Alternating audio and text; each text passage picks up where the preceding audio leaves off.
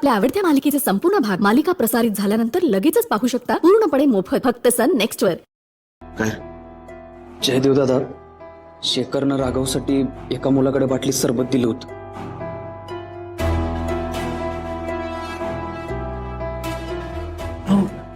काय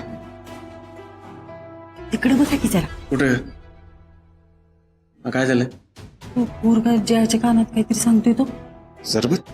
होय, कसलं सरबत? त्याला कुठेतरी पाहिलंय ना। मला नाही माहित। आता जया बरोबर बोलते म्हणजे जयाचा ओळखीचा असेल कोणतरी। आपण काय बोलत असेल तो? बघा कशासाठी काय ते मला माहित नाही, पण त्यात त्यानं काहीतरी मिसळलं होतं आणि तेच सरबत राघव प्यायलंय। जया एवढा टेन्शन मध्ये काय काय झालं म्हणायचं?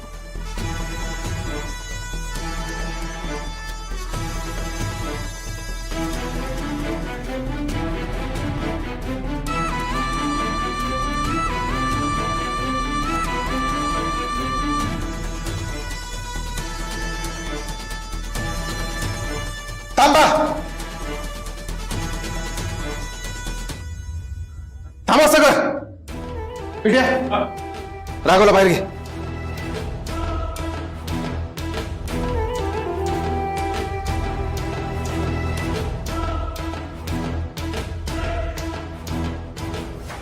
तू आणि तुझा पठ्ठ्या दोघांनी मी सोडत नाही मी।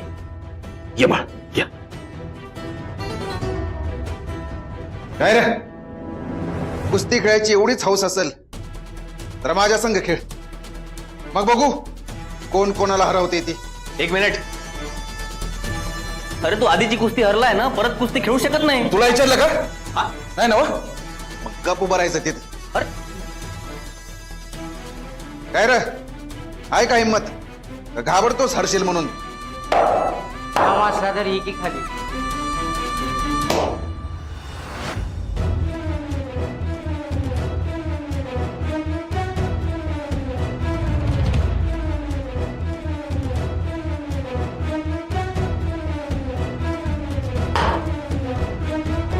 राघव अरे ते जया बरोबर एवढं भारी खेळलास आणि या शेमड्या पैलवानासमोर बिरमिटले, काय झालं असं? ए राघव, अरे काय झालं तुला? हा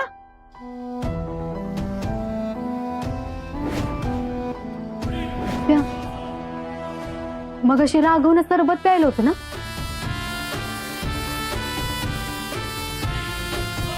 वय त्याचं काय? ते सरबत प्यायल्यावर राघवची अशी अवस्था झाली। त्या सरबतात कुणी काही मिसळलं नसेल ना? तू कुस्ती जिंकलास म्हणून तुला सरबत दिले, हे घे आमच्याकडनं गिफ्ट। असू शकतो, खरं माझ्या लक्षात कसं आलं नाही ते? पण मग आता काय करायचं? त्याला मिठाचं पाणी द्यायला पाहिजे, म्हणजे काही पोटात गेलं असेल तर उलटून पडेल। हा मिठाचं पाणी आणा जोगी कोणतरी। मी आणतो। राघव हे घे, पाणी पी, राघव पाणी पी।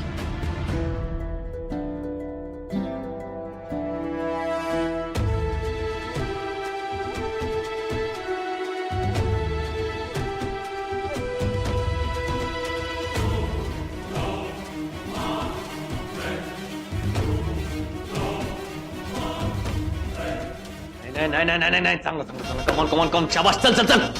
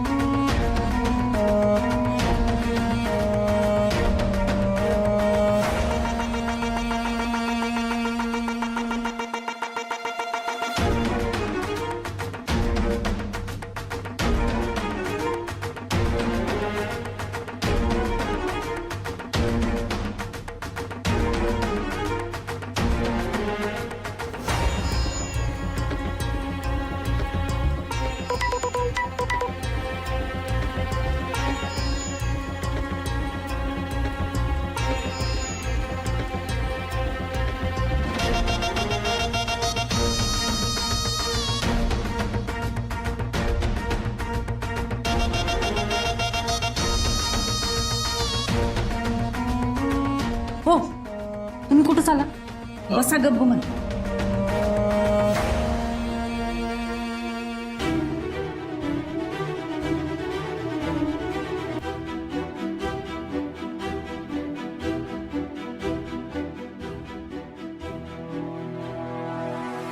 तुम्हाला काही कळतं का? कोणी कोणी आपल्याला असं भेटताना बघितलं तर किती प्रॉब्लेम होईल माहितीये का तुम्हाला?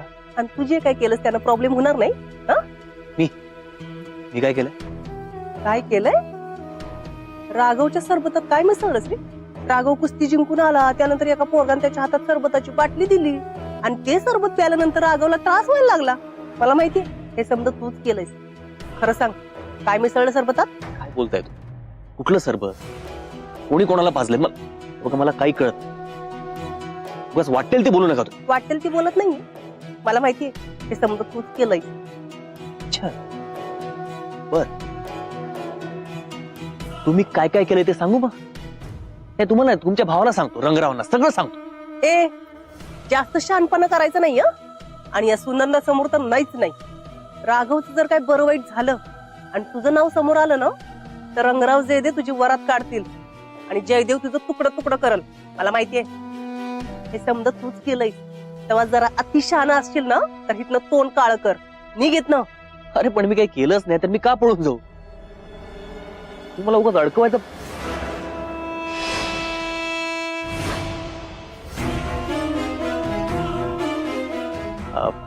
हे बघा त्या आपण लोन बद्दल बँक मध्ये बोलू. हा तुम्ही मला तिथे भेटा, आपण ते करू काम.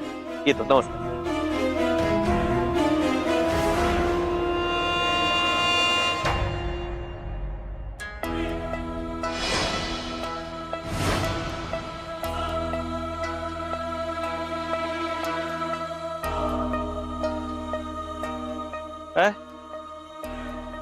यांची बी ओळख आहे वाटतं तुमच्या बरोबर. कोण?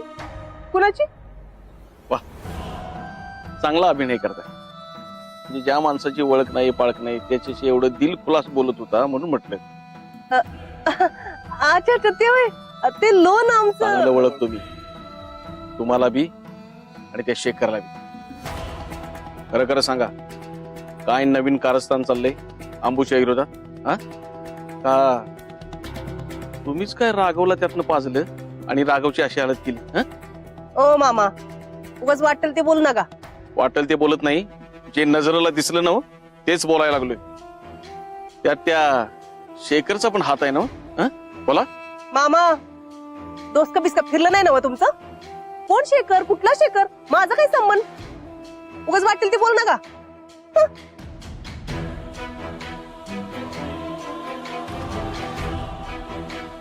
या दोघांचा संबंध आहे या समजेशी असं मला वाटायला लागलं.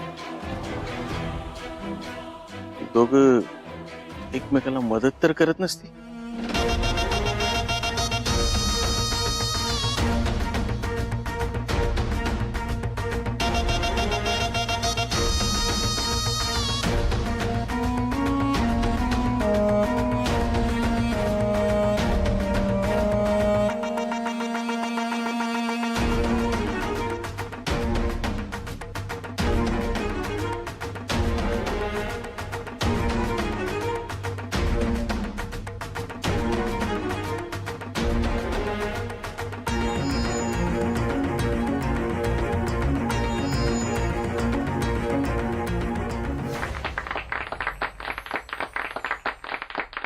आता दोन्ही स्पर्धांचे बक्षीस वितरण समारंभ होईल इथे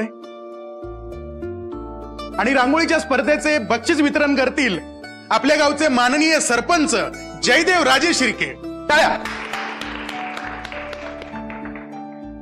तर या स्पर्धेत तिसरा क्रमांक पटकावलाय स्वाती भगत यांनी.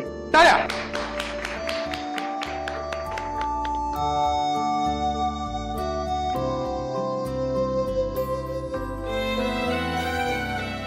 अभिनंदन. दुसरा क्रमांक आलाय संजना उबाळे यांचा. टाळ्या.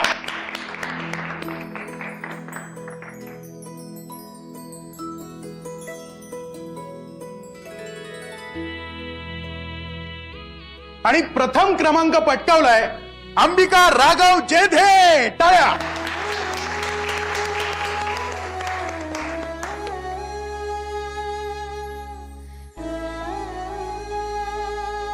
अभिनंदन.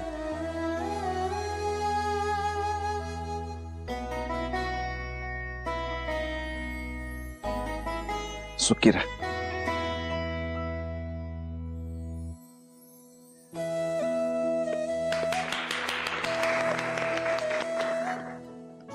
बाबू,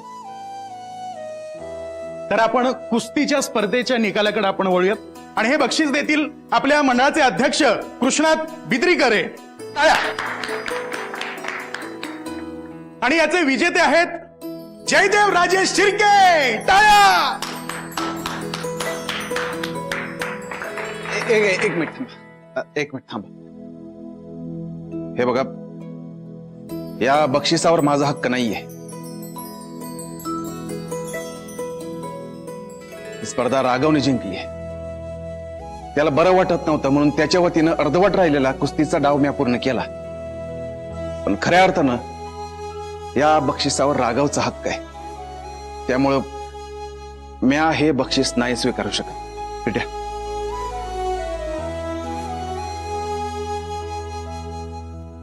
तर राघव जेदे, बक्षीस घ्यायला पुढे यायचंय आणि मंडळाच्या अध्यक्षांचीच अशी विनंती आहे की हे बक्षीस सरपंचांच्या हस्ते त्यांना द्यावं. टाळ्या.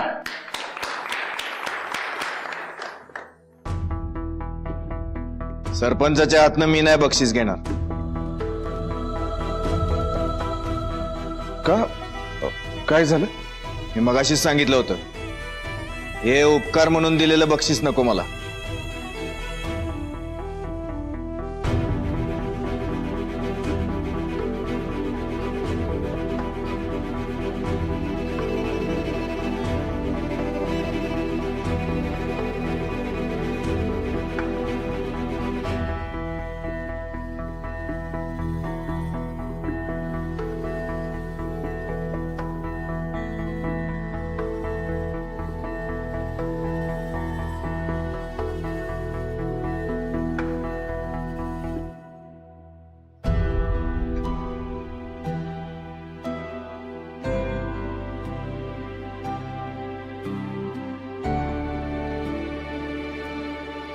अंबिका, रांगोळी एकदम फर्स्ट क्लास झाली होती बर काय. म्हणजे तुला बक्षीस मिळणार यात काय डाऊटच नव्हता ग. अभिनंदन. सौभाग्यवती अंबिका राघव जेदे.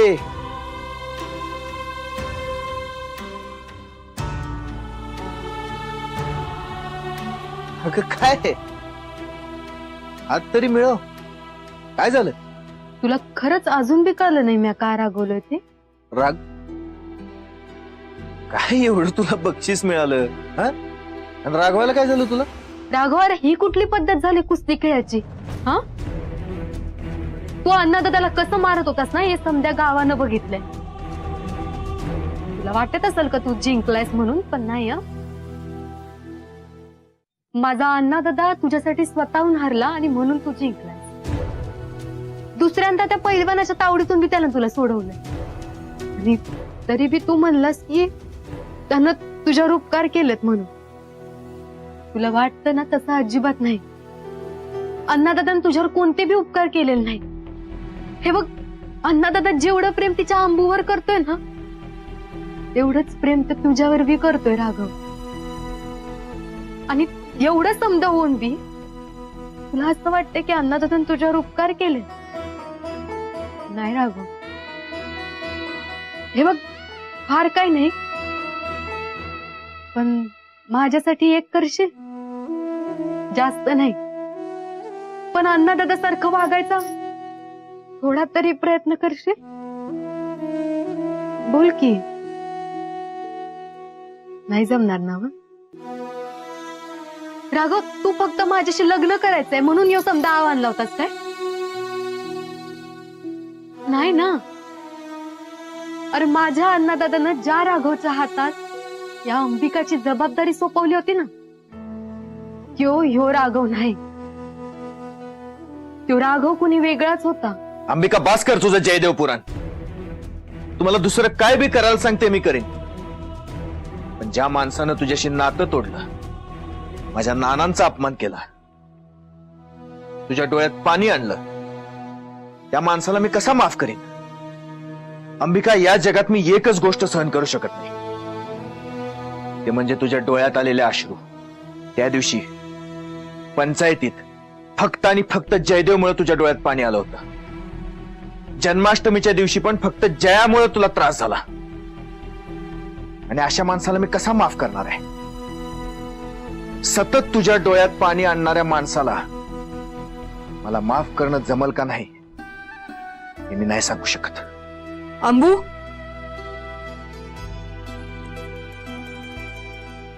कशाला आलीस तू इथं? चल इथनं. तू काय बी बोलून ह्याला काही फरक पडणार आहे? तुझं मन भावना ह्याला समजते? नाही कळणार त्याला. चल चल तू.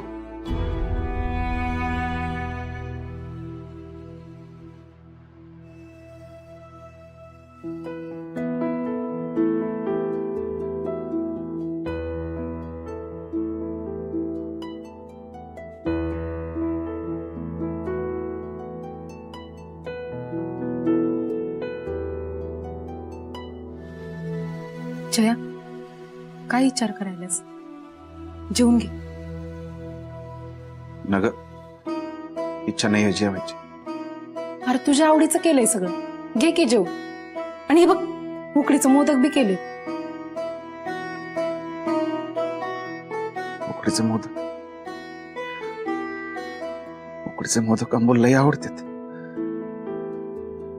वय माहितीये मला, पण बाप्पाचा प्रसाद म्हणून तरी खा. अशो, अंबू आणि मी आधी दोघं एकमेकांना भरवायचो आणि मग जेवायचो. आत्यानं बी केलं असतील ना मोदक? नाही खाणार ते मोदक. बघितल्यावर तिला बी माझी आठवण येणार, मला माहितीये. अंबू, जेवून घे. एवढं मोदकाचा थाट घातलास हौसेनं, देवळात ना आल्यावर बी काही खाल्लं नाही. एवढा उशीर झाला, 2 घास खाऊन घे. नको आत्या, खरंच भूक नाही. हे बघ, आता समजा इसर. बाप्पाच्या आशीर्वादानं नव्यानं सुरुवात कर. आत्या, अन्नदानाचं लग्न झालं असतं ना तर माझी काळजी तरी मिटली असती. त्याची काळजी करायला त्याची बायको आली असती ना. आता करेल की तो लग्न. तुझ्या लग्नासाठी थांबला होता आणि पोरगी काय घरातलीच आहे, शोधायची बी गरज नाही. तू आनंदात राहिलीस ना तर जयाला त्याच्या आयुष्याचा विचार करायला वेळ मिळेल. म्हणून म्हणते तू आनंदात राहा आणि हे जयाला जाणवू देत. मग बघ लगेच कसं आशुशी लग्न करतो तो. जया, तुला अंबूची काळजी आहे मान्य मला, पण असं स्वतःच्या तब्येतीकडे दुर्लक्ष करून बी नाही चालणार की नाही.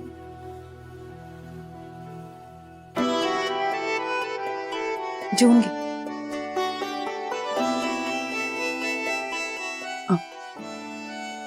जयानं अंबूचं लगीन होईपर्यंत त्याची मुदत मागितली. अगं तुझं काही मत आहे?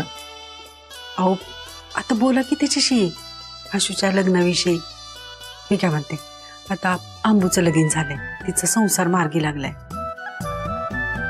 तर आता तुम्ही बोलायला पाहिजे नाही का? आणि मला काय वाटतं की जया एकदा स्वतःच्या संसारात रमला ना की मग त्याला जी अंबूची सारखी काळजी वाटत राहते ना ती जरा कमी होईल. बघतो. आता बघतो काय?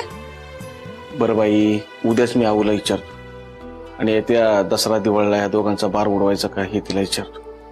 हा, हे बरं होईल. आता हा प्लॅन फसला म्हणून काय झालं? आपण कसा पण इतके दिवस विचार केला, इतकी प्लॅनिंग केली, सगळं सगळं वाया गेलं. आता झालं ते झालं. आता तेच उघडून काय मिळणार आहे काय? नाही ना. राघव आणि अंबिकाला तवर वेगळं करणं अशक्य आहे जवळ जयदेव आणि अंबिका एक आहे. म्हणजे? अरे म्हणजे अंबिका आणि राघव कुठल्या बी संकटात असले तरी जयदेव त्यांना येऊन वाचवणारच. आणि या दोघांच्या मनात जयदेव बद्दल आदर आणि प्रेम अजूनच वाढणार. म्हणजे असं काहीतरी करायला पाहिजे की साप बी मरायला पाहिजे आणि लाठी बी तुटायला नको. आणि यासाठी म्हणजे यासाठी आपल्याला भाऊ बहिणीचं नातं तोडायला पाहिजे. असं काहीतरी केलं पाहिजे की अंबिका जयदेवचं तोंडच बघणार नाही. जयदेव स्वतःच तिला आपल्या आयुष्यातून काढून टाकल. त्याशिवाय राघव आणि अंबिकेला वेगळं करणं अशक्य आहे. एक ऑप्शन, जयदेवच्या मनात राघव बद्दल तिरस्कार निर्माण केला तर? म्हणजे जयदेवला काय वाटतं की राघव आता सुधारलाय, तो चांगला वागतोय, तो अंबिकाची काळजी घेतोय, अंबिकावर प्रेम करतोय, असंच ना? म्हणून जयदेव अंबिकाला त्याच्या घरी घेऊन गेला नाही. पण समजा आपण जयदेवला हे पटवून दिलं की राघव वाईट वागतोय, तो अंबिकाची काळजी घेत नाही, तर तो अंबिकाला त्याच्या घरी घेऊन जाईल. विचार चांगलाय, पण हे होणार कसं? एक काम कर, तुम्ही उर्मिलाला सांगा की राघव सोबत सलगी कर म्हणून. झालं कल्याण. तसं एकदा करून बघितलं होतं, पण राघव आणि अंबिकाने तिला लई झापलं. एवढंच काय, त्या अंबिकेने माझ्या उर्मीच्या कानाखाली मारली होती. बिचारी उर्मी माझी. असं आहे का? मग काहीतरी मोठा धमाका करावा लागणार आहे. मोठा धमाका? एक आणखी प्लॅन आहे. तुझं आगीमध्ये तेल टाकण्याचं काम. हे बघा,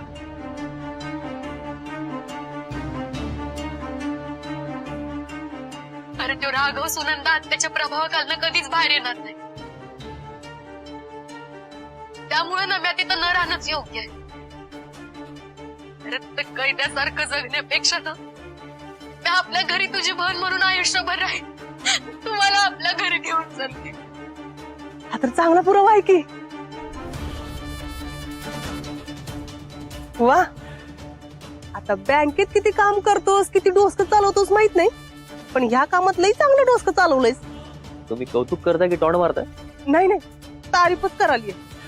आता हा व्हिडिओ पटकन माझ्या मोबाईलवर पाठव. म्हणजे अंबिकानं जरा जास्तीचं तोंड उघडलं ना, तर तिचं नरड दाबायला बरं.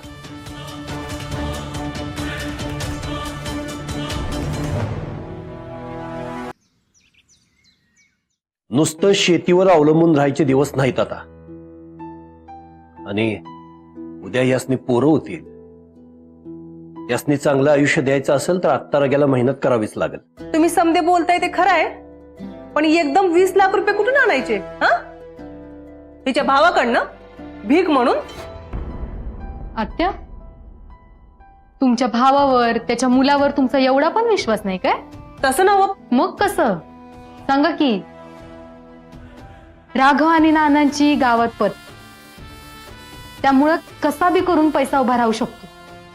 हा, बरोबर आहे तुझं. नाना, एकदा आपलं टेंडर पास झालं आणि कॉन्ट्रॅक्ट आपल्याला मिळालं की 6 महिन्याच्यात कर्ज फेडून टाकूया की आपण. काय होय, पण ते केव्हा? काम होईल तेव्हा, पैसे मिळतील तेव्हा. पण कामच नाही झालं तर, मध्येच थांबलं तर? नाही, तुम्हाला अनुभव नाही ना. जर जमलंच नाही तर? का नाही जमणार? राघवनं एकदा ठरवलं ना तर तो काही करू शकतोय. त्यामुळे तुम्ही उगाच नाट लावू नका. एवढा विश्वास आहे त्याच्यावर? हायच, माझ्या नवऱ्यावर पूर्ण विश्वास आहे. आणि तुम्ही त्याच्यावर अविश्वास दाखवू नका. हा, कारण कसं आहे आत्या, म्या तुमचा ह्यो डाव कवाच सफल होऊ देणार नाही. नाना, तुम्ही पैशांची काळजी अजिबात करू नका. आपण समदे करू काहीतरी. ही आयडिया बेस्ट आहे ना. हा, पण त्या अशा कर्जांसाठी ते तारण का काय लागतं ते, त्याचं काय? आपली शेत जमीन आहे की ती ठेवूया तारण म्हणून, आणि एकदा का कर्ज फिटलं की सोडवून घेऊ. पण तुला खात्री आहे ना हे असंच सगळं होईल? होय नाना, आणि हे समजा आता आजकाल सोपं झालंय. हा, नाना, एकदा का आपला जम बसला की नाही तर मग मागं वळून बघायचंच नाही हो.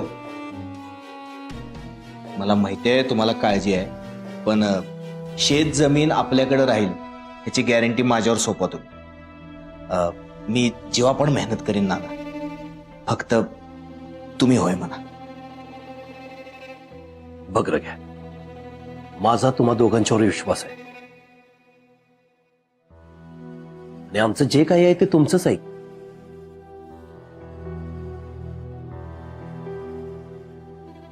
आणि एक मात्र सांभाळा, आपली जमीन ही आपली आई असते.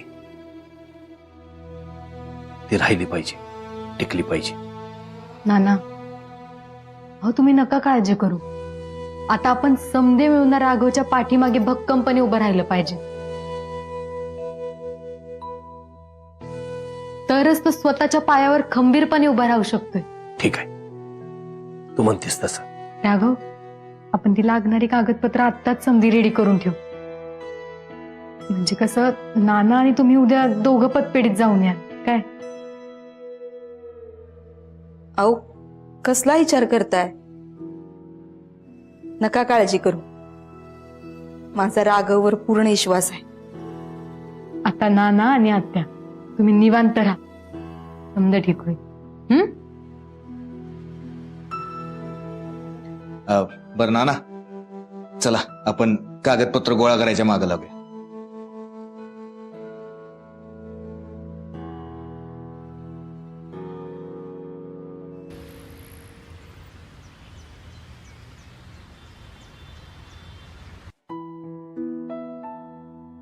कंदले साहेब नमस्कार. नमस्कार रंगरावजी, या बसा.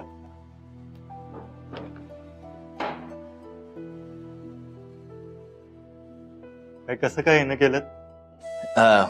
जरा काम होतं. काम? आमच्याकडे कसलं काम? ते आम्हाला एक सरकारी कामाचं टेंडर भरायचंय. पेपरात जाहिरात आली होती बघा. त्यासाठी आम्हाला कर्ज पाहिजे. नाना, कागदपत्र दे. हा, बघून घ्या. आणि साहेब, ज्या कामासाठी आम्हाला टेंडर भरायचं आहे त्यासाठी 20 लाख रुपयाची गरज आहे. त्यासाठीचा हार.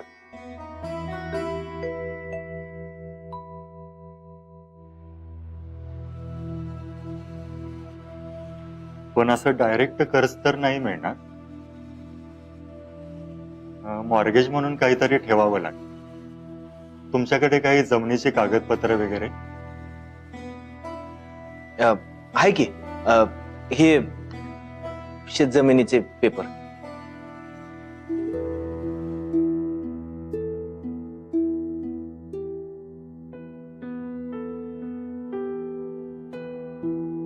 मी सगळी कागदपत्र बघितलेली आहे.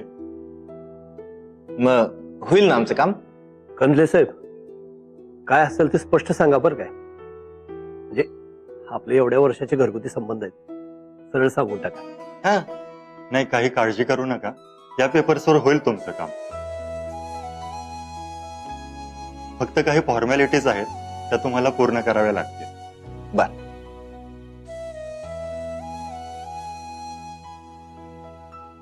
हे काही फॉर्म्स आहेत, हे भरून द्या. लगेच भरून देतो. आणि यापैकी या फॉर्मवर सरपंचाची सही आहे.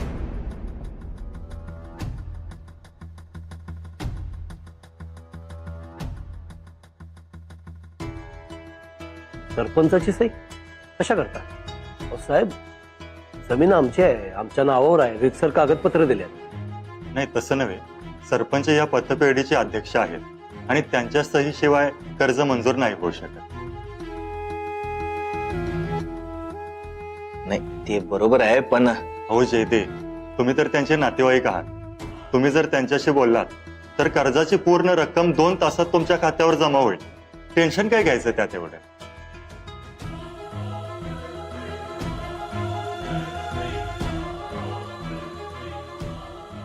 कंदले साहेब, हे सरपंचाची सही लागणारच आहे. हो.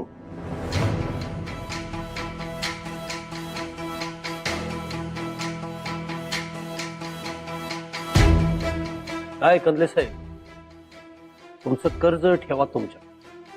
या गावात अजून लई पतपेढे आहेत, बँका आहेत. आम्ही त्यांच्याकडे जाऊ, काही ना काहीतरी होईलच आमचं. पण या कर्जासाठी तुमच्या भिक्कारड्या सरपंचाच्या समोर हात नाही पसरणार आम्ही. रंगराव साहेब, मी जे बोललोय ते ह्याच शब्दात तुमच्या सरपंचाला जाऊन सांगायचं बरं काय. चला गे.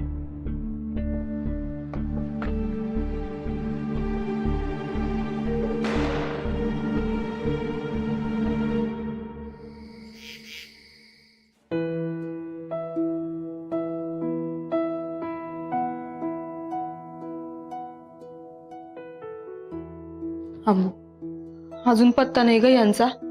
एवढा कसा येळ लागला? तिथे काही अडचण तर आली नसेल ना? आत्या तू शांत हो, बघू आधी काय बी होणार. आणि हे बघ, रक्कम काय थोडी थोडकीच नाही ना. 20 लाख रुपये ही कमी रक्कम थोडीच आहे. मग तिथं काही व्यवहाराच्या गोष्टी बोलत असतील म्हणून वेळ लागला असेल. आणि आपण संधी कागदपत्र व्यवस्थित तिथे जमा केली, मग आपलं काम नक्की होणार, एकदम 100%. देवा परमेश्वरा, असल्या बायका कुठल्याच नवऱ्याच्या नशिबात येऊ नकोस रे बाबा. ज्या बायका स्वतःच्या चैनीसाठी आपल्या नवऱ्याला दुसऱ्याच्या दारात भीक मागायला पाठवतात, लाजा कशा वाटत नाहीत कुणास ठाऊक. बघ रे बाबा. आत्या, हे समजा ना, आम्ही राघवच्या भल्यासाठी करतो. जाऊ देत गांबू, इतरांसारखं तू नवऱ्याला त्रास देऊन घरातनं हाकलून तर बाहेर काढत नाहीस ना. आणि त्यांना कशाला उत्तर देत बसायची? त्यापेक्षा तू राघवला फोन ला, किती वेळ लागणार आहे विचार.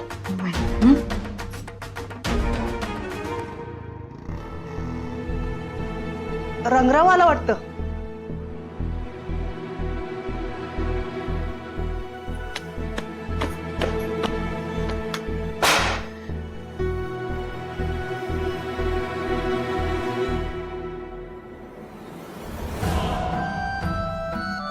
बरे झालं का? मिळाले का 20 लाख रुपये?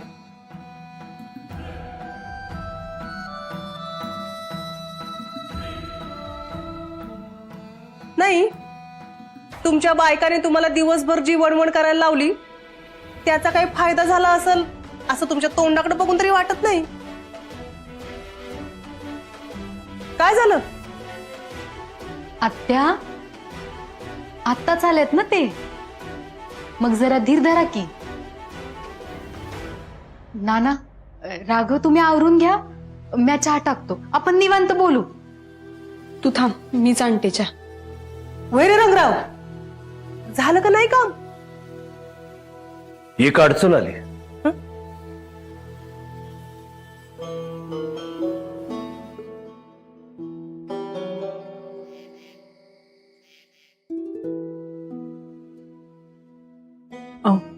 आता बोला बरं. बोलतो हा. बोलतो. ठरवून टाकलं ना, आपण 30 विषय काढायला नको. सारखे तेच. हा, म्हणूनच म्हणलं. काय घ्या कामात आहेस? हा, जरा ते काम. काय झालं? नाही म्हणजे जरा तुझ्याशी बोलायचं होत. बोल की मामा. म्हणजे काम तसं जरा महत्वाचंच आहे. हा. राघव रंगराव पतपिढीत गेलत म्हण. पतपिढीत? कशाला?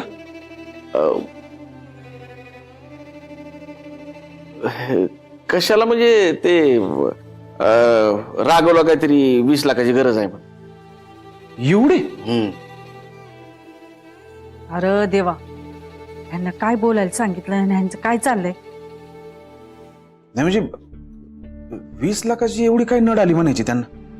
नेमकं कारण काय माहित नाही, पण मला वाटतंय काहीतरी राघवला उद्योगधंद्यासाठी लागणार असते. पण झालंय काय की कुठल्याच पतपीडनं त्यांना हे पैसे दिलेले नाहीत. का? आता का म्हणजे काय? तुझ्यामुळं. माझ्यामुळं? काय काय बोलते मामा? अरे तुझ्या सहीशिवाय कर्ज मिळेल का? आता तू सगळ्या पतपेढ्यांचा अध्यक्ष आहेस ना, मग आणि बाहेरनं कुठं पाहिजे असतील तर तू गॅरंटर असशील तरच कर्ज देतात. आता त्या दोघांना तुझी मदत पाहिजे, मान्य करतील का? अरे वय मामा, पण राघवच्या बिझनेसचं काय?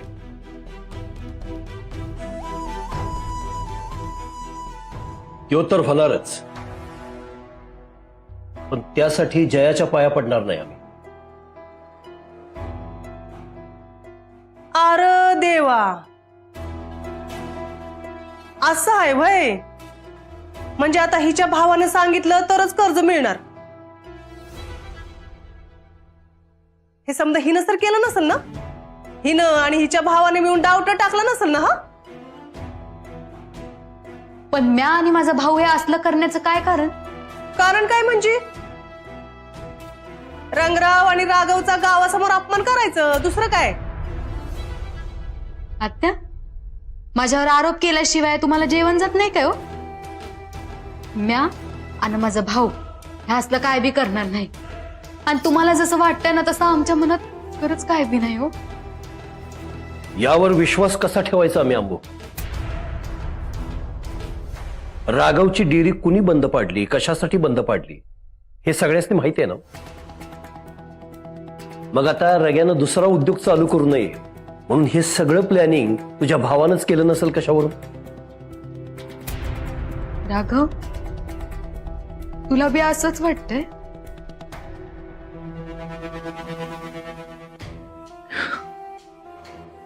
हे बघ अंबिका, जो माणूस पैसे चारून डेअरी बंद करू शकतो तो माणूस काय बी करू शकतो. तू जयाची किती बी बाजू घेण्याचा प्रयत्न केलास तरी त्या डेअरी मालकानं मला समजा खरं सांगितलंय आणि इथून पुढे जयाबरोबर माझं काय बी देणं घेणं नसेल.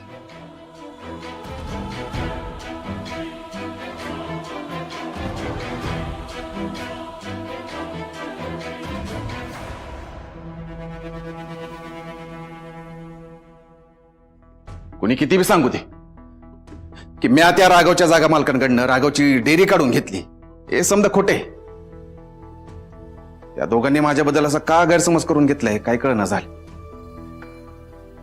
असो, पण आता हा गैरसमज दूर करण्याचा एकच मार्ग आहे. क्या? अरे नेमकं काय करणार आहेस? मामा, त्यांना असं वाटते ना की त्यांचा चांगला चाललेला धंदा म्या बंद पाडला. आता त्यांचा बंद असलेला धंदा परत सुरू करायचा. म्हणजे नेमकं काय करणार आहेस तू आता? मामी, राघवचा बिझनेस सुरू करायला म्या 20 लाख रुपये देणार. काय काय गरज आहे नसते उद्योग करायची? त्याला काय किंमत आहे तुझी? तुझं नाव तरी घेतात ते? अरे गावचा सरपंच म्हणून बी आदर देत नाही तुला. तू त्यांच्यासाठी एवढं समज केलंय पण त्यांना काय बी कदर आहे तुझी?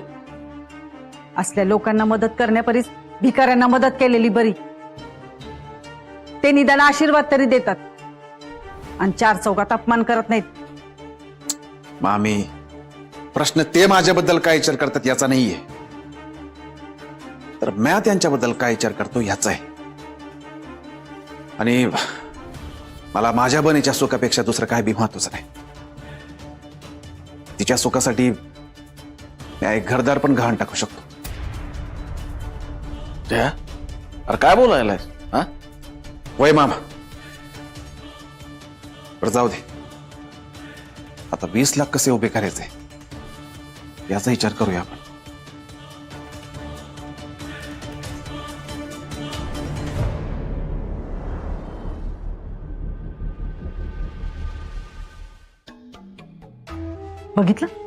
बघितलं ना?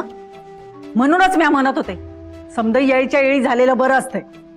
पण तुम्हाला काही येळेची किंमत आहे? नाही नाही म्हणता म्हणता समजा अंबूवर लुटून टाकल हा. आणि माझ्या पोरीनं काय लंकेची पार्वती बनून राहायचं? विनीता, मी तुला 1000 वेळा सांगितले माझ्यासाठी जया आणि अंबू आशू सारखीच आहे. अगं, आपल्या आशूला जयासारखा हिरा मिळणारा हिरा आणि तुला दगडगोट्याचं चाललंय वे? अगं, माणसापेक्षा दागदागिने पैसा अडका मोठा वाटतोय का तुला? वय ना? मग तुमच्या लेकीलाच विचारा की तिला हिऱ्याची किंमत आहे का? नाही तर हिऱ्याच्या जागी गार गळ्यात बांधून घेईल. म्हणजे नाही म्हणजे हे बघा, त्या दोघांचं लगीन लवकरात लवकर झालेलं बरं. उद्या जर परिस्थिती हाताबाहेर गेली ना तर समजच कठीण होऊन बसेल.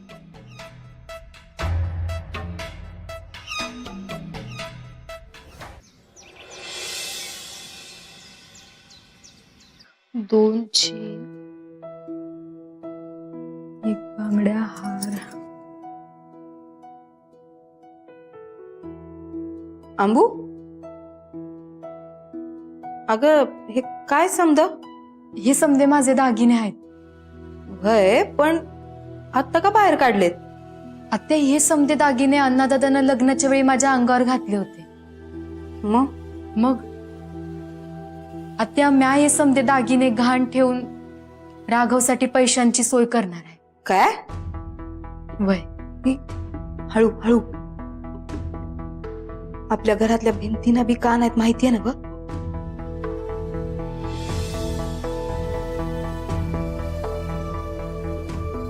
आपण जमीन बी घाण ठेवायला तयार होतो की नाही, तरी बी कर्ज नाही मिळालं. मग हे दागिने ठेवून काय कर्ज मिळणार आहे व्हय? त्यापेक्षा राघवला समजाव की ज्या पतपेढीतनं कर्ज पाहिजे त्या पतपेढीचे काहीतरी नियम आहेत कर्ज मिळायसाठी. म्हणून ते अध्यक्षांची सही मागतात. तिथे काय जयदेव राजे शिर्के आणि तुझा मेवणा आहे म्हणून सही मागत नाही.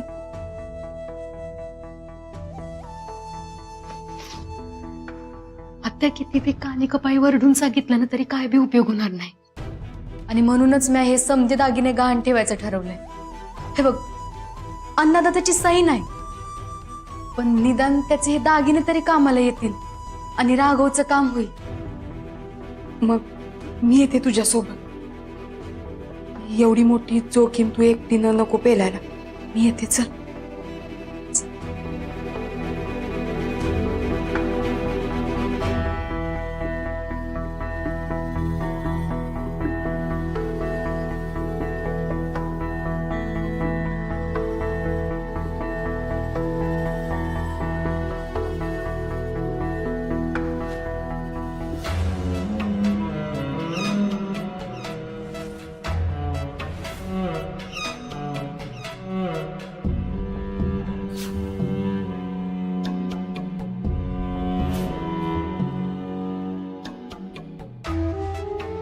सकाळ सकाळच एवढं तयार होऊन कुठे निघालाय दौरा? का एवढं लपून भिंतीला कान लावून ऐकायचा प्रयत्न केला तरी बी कळलं नाही आम्ही कुठं चाललोय ते? मी कुठे लपून छपून ऐकाले? मी फक्त अंबिकेला काय पाहिजे काय नको ते विचारायला आले होते. अगं बाई, हो का? नाही, तिला जे पाहिजे ना ते तुमच्याकडे नाही. तसं बी तुमच्याकडून तिला काय बी नकोय. ते असू दे, पण मला अजून प्रश्नाचं उत्तर मिळालं नाहीये. कुठं चाललंय? काय फरक पडणार आहे? मी नाही दिलं तुमच्या प्रश्नाचं उत्तर तर? नाही, तसा काही लई मोठा फरक पडणार नाही. पण तुझा नवरा माझा भाऊ रंगराव आला, त्याने मला विचारलं कुठं गेलात, तर मी काय सांगू? हा, मग त्यासनी सांगा कान लावून ऐकायचा लई प्रयत्न केला, खरं मला काय ऐकूच आलं नाही.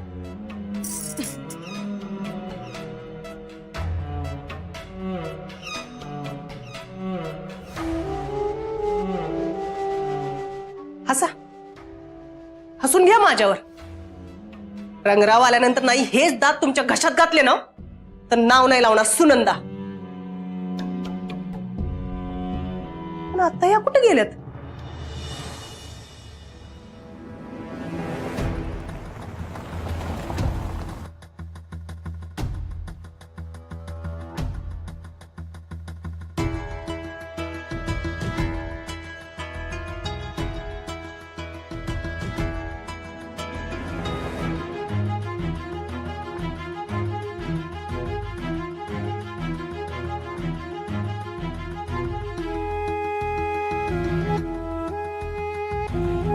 अंबिका,